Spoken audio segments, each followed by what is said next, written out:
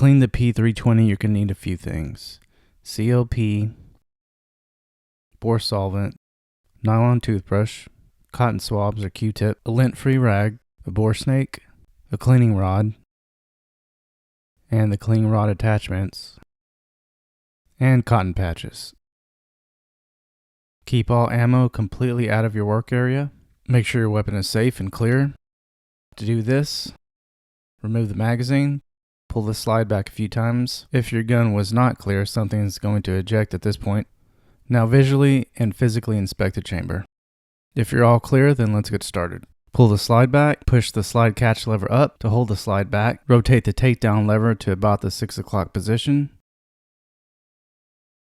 Now push the slide catch lever down and let the slide go forward. And on this particular gun, you do not need to pull the trigger in order to get the slide off. To remove the recoil spring, grab the back end that's toward the chamber, pull it out, then push the barrel out with one finger, take it out with the other hand. Now let's take the frame assembly out. Continue pulling the takedown lever completely out. Now push the frame assembly forward and continue pulling up until it comes out. Spray the grip module with solvent and clean it inside and out. And wipe it off the best you can. Spray the frame assembly down with bore cleaner or solvent. Scrub it down thoroughly with a nylon toothbrush.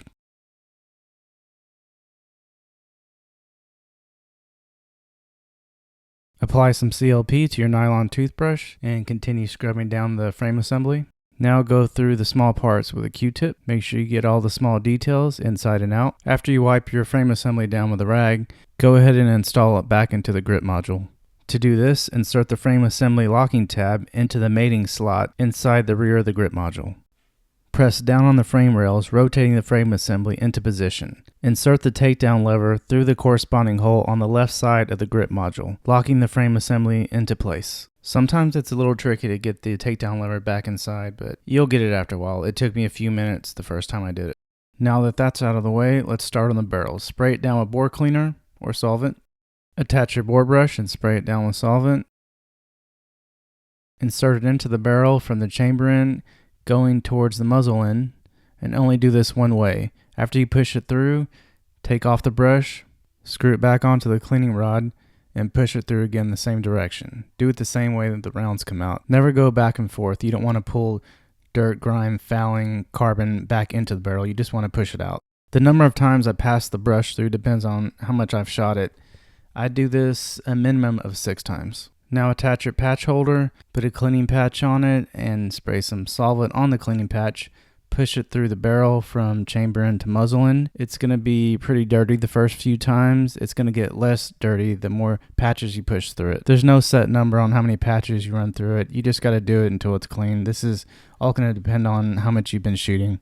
Now pull your bore snake through the barrel from chamber end to muzzle end. Do this at least 6 passes, and definitely more depending on how much you've been shooting. Remember to do it only one direction, from chamber end to muzzle end. To clean the exterior of the barrel, spray it down with solvent, wipe it down, then wipe it down with some CLP, and wipe the CLP off with a clean rag. Let's get started on the slide. Spray your nylon brush down with bore solvent or cleaner, then start scrubbing the slide down. Pay special attention to the rails. Scrub all interior and exterior surfaces. Wipe off any excess solvent with a clean rag. Then add CLP to your nylon brush and do the same thing. Scrub all interior and exterior surfaces, paying special attention to the rails. Make sure you go through and find detail with a Q-tip or cotton swab. Wipe off any excess CLP and let's move on to the next step. Spray your recoil spring down with solvent. Scrub it with a nylon toothbrush. Add CLP to the recoil spring and toothbrush and scrub it down again. When you're done, wipe it down with a clean rag. Time to reassemble. Turn the slide upside down, insert the barrel. Make sure the locking block fits into the slide. Then reinstall the recoil spring as shown. Just make sure you have it centered and seated properly. When installed properly, it should look like this.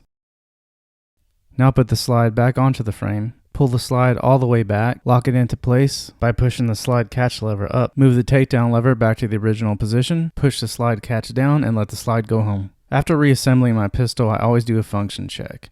This is a striker fired weapon and I think it's okay to dry fire, but for those of you that think it's not okay, you are welcome to use snap caps.